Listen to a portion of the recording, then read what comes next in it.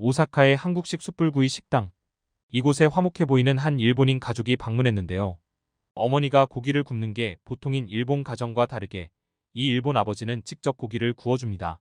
근엄한 얼굴로도 다정하게 딸과 와이프에게 고기를 건네주는 모습에 일본 여성은 부럽다는 듯이 쳐다보고 있는데요.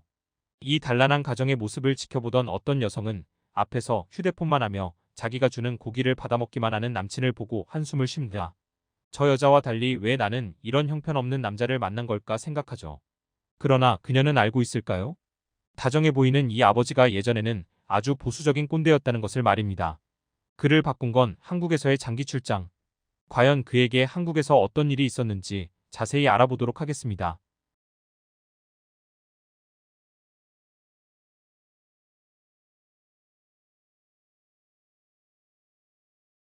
안녕하세요. 저는 일본 오사카에서 회사원으로 생활하고 있는 사이토 유키히로라고 합니다. 저희 부부는 슬아의 아들 하나와 딸 하나를 뒀으며 아들은 도쿄에서 대학을 다니고 있어서 딸 아카리와 와이프 저 이렇게 3명만 오사카에 살고 있는데요. 저희 딸은 어렸을 땐 얌전하고 아빠 말을 잘 듣는 착한 딸이었습니다. 엄마를 도와달라고 하면 도와주고 집안일도 열심히 했죠. 저는 여자아이는 자고로 공부를 잘하고 잘난 것보다는 집안일을 열심히 하고 현모양처처럼 크는 게 중요하다고 보는 사람이었습니다. 어차피 애를 낳으면 관둘 직장인데 좋은 대학에 보내거나 커리어 우먼으로 키울 필요가 있나요? 요즘은 맞벌이하는 부부들이 늘어난다고 하지만 대개 주부가 하는 일이란 사실상 아르바이트나 다름없는 일들이었죠. 와이프는 딸 아카리가 성적이 좋으니 명문 사립대나 입결이 높은 대학에 가길 원했지만 저는 여자는 전문대 정도만 나와도 충분하지 않나 싶었습니다. 그런데 어느 순간부터 아카리가 좀 이상해지기 시작했습니다. 물 떠다 마시는 정도는 아빠가 하면 안 되는 건가요? 왜 자꾸 엄마한테 뭘 가져오라고 시키세요? 저도 내일 시험이라 공부해야 해서 아빠 저녁까지 차려드릴 시간이 없어요. 배달 음식 먹으면 안 될까요? 말대꾸 한 번도 안 하던 아카리의 갑작스러운 변화가 너무 당황스러웠습니다. 저는 대체 왜 아카리가 이렇게 갑자기 변했을까 생각했습니다. 그리고 얼마 후 저는 그 이유를 알 수 있었습니다. 바로 아카리가 보는 한국 드라마 때문이었어요.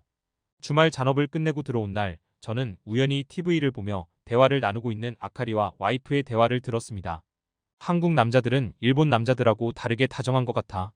집안일도 잘 돕고 여자한테 명령하듯이 시키지도 않아.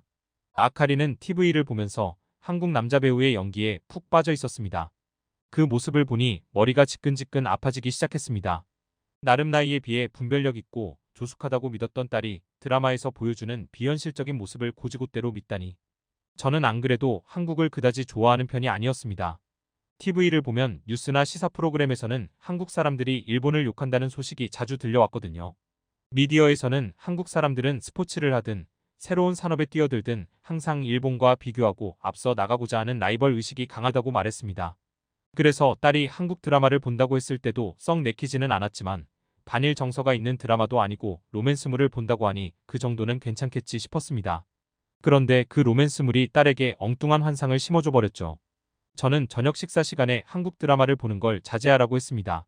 한국 드라마는 너무 비현실적인 모습만 보여줘서 쓸데없는 생각만 머릿속에 가득 차게 만든다고 충고했죠. 내가 실제로 한국에 가서 남자를 만나보면 오히려 실망하게 될 것이라 이야기했습니다. 그러나 딸은 제 말에 반박하면서 아무리 드라마라도 한국 남자가 일본 남자보다는 낫다고 말했습니다. 당장 저녁 식사만 해도 지금 우리 엄마가 고기를 다 구워주고 있고 외식할 때도 항상 엄마나 내가 굽지 않냐고 말했습니다. 저는 딸에게 나는 바깥일을 하는 가장이고 엄마는 집안일과 요리를 하는 사람이니 분업한 것뿐이다라고 이야기했지만 딸은 제 말을 부정하면서 집안일을 한다고 해서 바깥에서 고기 굽는 것도 엄마가 해야 하냐며 대들었습니다. 결국 그날 저와 딸은 크게 싸웠고 옆에서 와이프가 말리고 나서야 싸움을 멈출 수 있었습니다. 저는 딸이 한국 남자에 대한 이상한 판타지를 품고 있는 것이 너무 걱정스러웠습니다. 나중에 성인이 돼서 남자랑 연애할 때도 드라마에서 본 걸 요구하면 어떡하나 싶었죠. 그런데 마침 저에게 딸의 환상을 깨줄 기회가 찾아왔습니다. 한국협력사와의 프로젝트 때문에 제가 2달 동안 서울에 출장을 가게 된 것이죠. 장기 출장 기간이 딸의 방학 기간이랑 겹쳤기 때문에 제가 회사를 쉬는 날 가족과 함께 여행을 할 수 있었습니다. 아들도 같이 왔으면 했지만 방학 때 인턴을 지원하여 눈코뜰 새 없이 바쁜 모양이었습니다. 한국에 온 지 2주째 됐을 때 금요일 저녁에 저희 와이프와 딸이 왔습니다. 그동안 저는 일 때문에 너무 바빠서 첫 주 동안은 관광은 꿈에도 생각 못했고 가족들이 오고 나서야 한국의 이곳저곳을 둘러볼 여력이 생겼습니다. 저는 가족들과 함께 숯불구이집을 갔습니다. 인스타그램에서 유행하는 곳이라더군요. 한국 사람들 사이에서도 맛집이고 일본인들도 한국에 놀러 가면 많이 들리는 곳이라고 하더군요. 그래서 그런지 주변 사람들도 거의 젊은 20대나 30대로 보였고 커플도 많았습니다. 저는 여기라면 딸의 환상을 깨줄 수 있겠지라는 생각이 들어 회심의 미소를 지었습니다. 제가 괜히 이 장소로 정한 게 아니었거든요. 평소 휴가를 항상 한국에 간다는 여직원에게 젊은 커플들이 자주 다닐 법한 고깃집을 추천해달라고 했었습니다. 애초에 한국 출장을 다른 직원이 갈 수 있었는데도 불구하고 제가 굳이 지원한 것도 방학을 맞이한 딸에게 한국으로 오라고 해 환상을 깨주기 위해서였습니다. 한국이나 일본이나 옛날에 유교를 숭상하던 나라인데 뭐 그리 크게 다를 게 없다는 게 제 생각이었습니다. 역사 다큐멘터리를 보니까 한국은 과거 조선시대 때 열려문을 가문의 영광으로 생각해서 멀쩡한 과부를 저 세상에 보내버릴 만큼 여성에 대한 차별이 심한 나라였다고 하더군요. 그런 나라였으니 젊은 커플들도 여자들이 주로 고기를 굽고 남자를 챙길 거로 생각했죠. 상차림과 함께 고기가 나왔고 와이프는 익숙하다는 듯 고기를 굽기 시작했습니다. 그러나 10분 뒤 저는 당황하고 말았습니다. 제 주변에 있는 대부분 커플이 남자가 굽거나 여자가 굽더라도 혼자만 굽는 게 아니라 남자친구가 도와주고 있었기 때문입니다. 옆 테이블에 앉은 커플은 남자친구가 살뜰하게 수저와 젓가락을 챙겨주고 있었습니다. 또 저희 뒤에 있는 남자는 여자친구한테 기름이 튀자 휴지를 건네주기까지 하더군요. 제가 커플들을 뚫어지게 쳐다보자 딸은 의기양양한 얼굴로 봤지? 한국 남자들은 이렇게 다정해요. 라고 말했습니다. 그리곤 다음부터는 아빠도 엄마랑 자기 대신 고기 좀 구우라고 저에게 잔소리했습니다. 저와 딸 사이에서 눈치를 보고 있던 와이프도 저에게 집게를 건네는데 황당하더군요. 괜히 환상을 깨주겠다며 고깃집에 왔다가 딸에게 망신당하고 생전 가족한테 처음으로 고기를 구워준 저는 이곳에 온 걸 후회했습니다. 딸과 와이프는 주말에는 저와 함께, 월요일 날은 제가 회사에 가다 보니 모녀 둘이서 관광 다니다가 화요일 날 비행기를 타고 다시 일본으로 돌아갔습니다. 그 이후 저는 남은 2주 동안 협력사 직원들과 일하면서 그들이 여직원한테 어떻게 대하는지 유심히 보았습니다. 확실히 한국 남자들이 여자들이 무거운 짐을 들고 가고 있으면 먼저 달려가서 도와주는 경우가 많았습니다. 심지어 같은 엘리베이터를 탔을 뿐 모르는 사람이어도 도와주더군요. 일본에서는 모르는 사람에게 이런 행동을 하면 폐를 끼칠 수도 있다, 괜한 참견일 수도 있다는 관념이 있어서 잘 도와주지 않는 편이었거든요. 반면에 한국인들은 내가 모르는 사람일지라도 어려움에 부닥친 사람이 있으면 내 이웃처럼 도와주는 것이 맞다고 생각하는 것 같았습니다.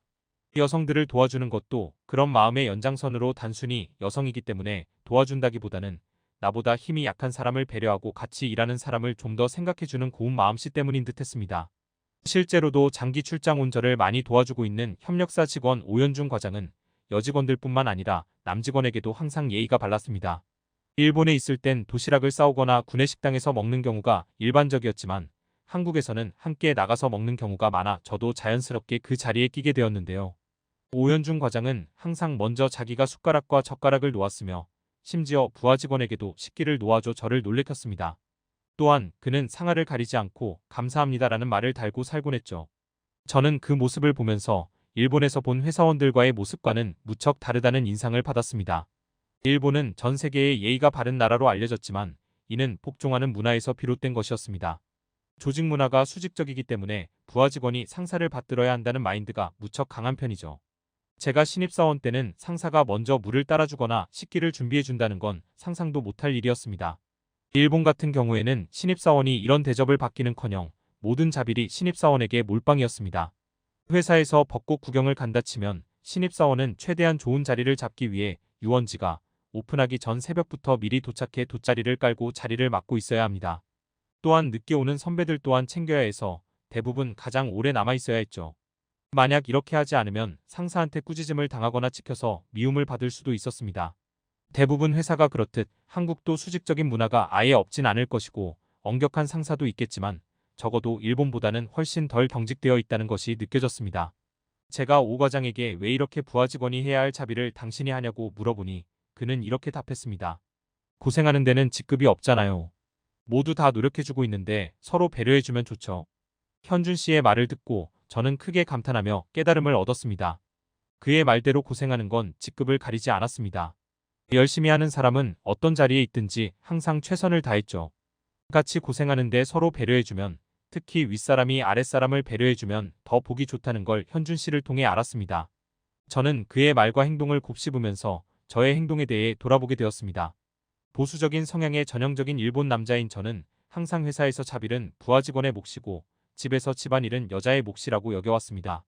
그래서인지 부하 직원이나 아내에게 고맙다는 말이나 칭찬도 하지 않았어요. 그들의 의무이기 때문에 당연히 그 정도는 해야 한다고 여겼거든요. 하지만 한국에서의 경험은 저에게 교훈을 안겨주었고 출장에서 돌아온 저는 예전에 비해 태도가 부드러워졌습니다. 부하 직원들에게 고맙다거나 수고했다는 말을 자주 했고 와이프에게도 마찬가지였습니다. 저희 와이프가 고맙다는 말을 듣고 깜짝 놀라는 모습을 보니 내가 정말 어지간히도 고맙다는 말을 하지 않았나 보다 싶어 부끄러워지더군요. 그 뒤부터는 쓰레기를 버린다든지 와이프가 너무 바쁜 날에는 설거지를 돕는다든지 하는 식으로 그녀를 가끔 돕곤 합니다. 우리 딸도 한국에 다녀오고 나서 아빠가 너무 변했다며 무척 놀라워했습니다. 변화는 이뿐만이 아니었습니다. TV를 볼 때도 한국 사람들에 대해 부정적으로 묘사하는 내용이 있으면 적당히 걸러서 들었어요. 일본 미디어에서는 마치 한국이 일본인을 굉장히 적대적이고 싫어하는 것처럼 묘사했는데 실제로 제가 출장을 가서 겪은 협력사 직원들은 모두 친절하고 외국인인 저를 항상 배려해 주려고 했었습니다. 딸을 보고 비현실적인 드라마를 믿지 말라고 호통쳤는데 정작 저야말로 TV에서 왜곡하는 내용을 그대로 믿고 있었던 것이죠. 저의 시각을 완전히 바꿔준 한국에게 감사한다는 말씀을 드리고 싶습니다. 보수적인 꼰대 일본 아버지가 한국에서 지내면서 변하게 된 이야기 어떻게 보셨나요? 저희 클립 뉴스는 재밌고 감동적인 사연을 기다리고 있으니 언제든 제보 바랍니다.